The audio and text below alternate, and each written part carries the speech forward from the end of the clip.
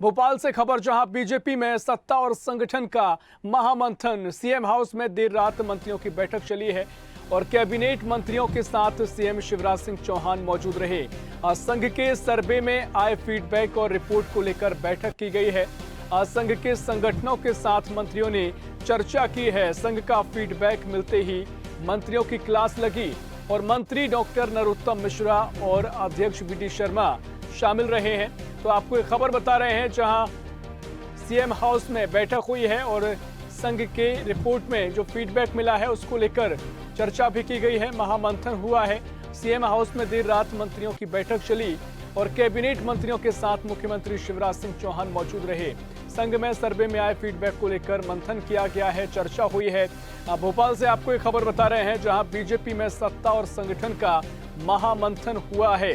CM house में देर रात मंत्रियों की बैठक चली है और कैबिनेट मंत्रियों के साथ मुख्यमंत्री शिवराज सिंह चौहान मौजूद रहे हैं। और इसी खबर पर और भी ज्यादा जानकारी के लिए news Z digital Aniruddh Sonone हमारे साथ लाइव जुड़ गए हैं। अनिरुद्ध जी, सीएम हाउस में देर रात मंत्रियों की बैठक चली और बैठक में तमाम चर्चा की गई है। बताया जा रहा है कि संघ के सर्वे में जो फीडबैक मिला है, चर्चा हुई है और कई मंत्रियों की क्लास भी लगी है। किस तरह से पूरी बैठक रही?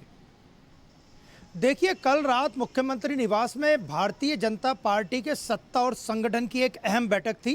यह बैठक देर रात लगभग 11 बजे के बाद तक चली और लगभग 4 घंटे इस बैठक चली। और बैठक में शामिल होने दिल्ली से राष्ट्रीय संगठन के पदाधिकारी शिव प्रकाश खुद मौजूद थे और उनके साथ भारतीय जनता पार्टी के प्रदेश अध्यक्ष वी डी शर्मा और मुख्यमंत्री शिवराज सिंह चौहान और मौजूद थे। और इस बैठक में सभी मंत्रियों को बुलाया गया था और बैठक में मंत्रियों को साफ कह दिया गया कि जमीनी लेवल पे काम करना पड़ेगा। जो भी जमीनी पकड़ छोड़ेगा उसको भी नुकसान होगा और पार्टी को भी नुकसान होगा। और देखा जाए तो आने वाले समय में विधानसभा चुनाव में भारतीय जनता पार्टी का इस बार मुकाबला न केवल कांग्रेस से है, बल्कि आम आदमी पार्टी भी प्रदेश की सभी 230 सीटों पर चुनाव लड़ रही है। इससे कि भारतीय जनता पार्टी के सामने अपनी सत्ता बचाना एक चुनौती है। और केंद्रीय संगठन ने साफ कह दिया है कि आने वाला चुनाव मुख्यमंत्री शिवराज सिंह चौहान के नेतृत्व में नहीं, प्रधानमंत्री नरेंद्र मोदी की छवि को सामने रख के लड़ा जाएगा। इसलिए केंद्रीय नेतृत्व साफ कर चुका है कि आने वाला चुनाव जो विधानसभा चुनाव 2023 में होना है वो प्रधानमंत्री नरेंद्र मोदी की छवि को ध्यान में रख के लड़ा जाएगा। और कल की बैठक में जो काफी चर्चा हुई है, नई शिक्षा नीति पे भी चर्चा हुई है, क्योंकि इस साल से जो नई शिक्षा नीति है वो पूरी तरह से मध्य प्रदेश में लागू कर दी जाएगी। सीएम राइज स्कूल बन रहे हैं। और सबसे बड़ी बात, जो एक शिकायत आरएसएस की तरफ से हुई कि शिवराज सरकार के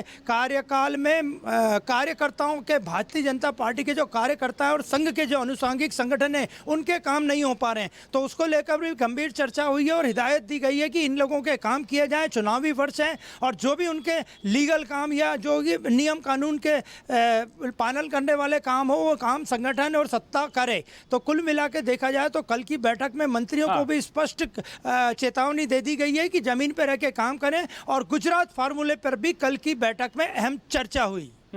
निश्चित तौर पर गुजरात फॉर्मूले को लेकर, यानी परफॉर्मेंस के आधार पर जो टिकट दिए जाएं या जिस तरीके से मंत्री पद दिए जाएं, तो इसको लेकर जो चर्चा हुई है, क्या आगे कोई बदलाव इसमें आगे देखने को मिल सकता है पार्टी के भीतर?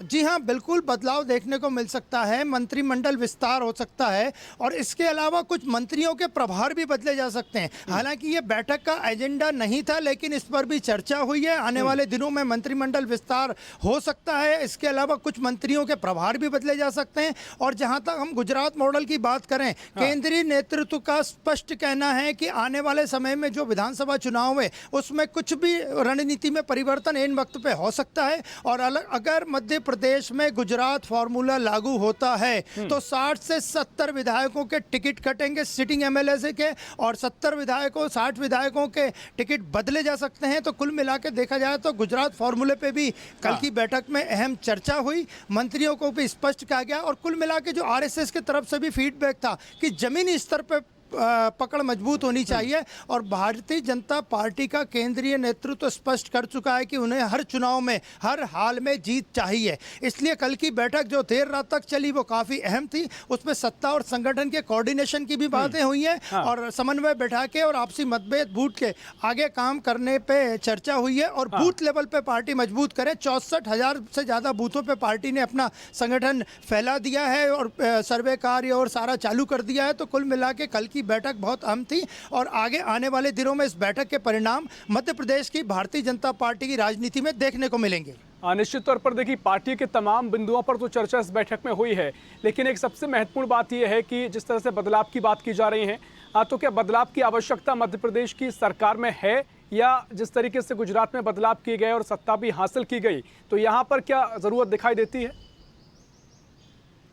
देखिए, जब से आम आदमी पार्टी ने मध्य प्रदेश में चुनाव लड़ने की घोषणा की है और वो भी सभी 230 सीटों पे, बदलाव की पूरी संभावनाएं भारतीय जनता पार्टी में नज़र आ रही हैं। और एक चुनाव के लिए आम आदमी पार्टी के टिकट घोषित होते से ही पार्टी ने नई रणनीति बना ली है। अब देखा जाए तो अगर गुजरात फार्मूला लागू होता है तो जैसे हमने आपको बताया कि 60 से 70 विधायकों के टिकट काटे जा सकते हैं और युवाओं को टिकट दिए जा सकते हैं, जो कि इनमें से ज़्यादातर वे युवा होंगे जो पहली बार चुनाव लड़ रहे हैं। तो अब बदलाव की पूरी संभावना है, मंत्रिमंडल विस्तार की पूरी संभावना है और मंत्रियों के विभागों में भी फेरबदल किया जा सकता है आने वाले समय में। और केंद्रीय संगठन से जो शिव प्रकाश जी आए थे वो सारी रिपोर्ट्स लेके भोपाल से रवाना हो गए दिल्ली, और दिल्ली में जाकर वो केंद्रीय जो शीर्ष नेतृत्व को सारी मध्य प्रदेश की पूरी स्थिति और सत्ता और संगठन के कोऑर्डिनेशन से लेके जमीनी स्तर की सारी जानकारी दिल्ली संगठन को सौंपेंगे। निश्चित तौर पर बीजेपी चुनावों में जो फॉर्मूला अपनाती है उसे देखकर तो लगता है कि आगे बदलाव होना तय है।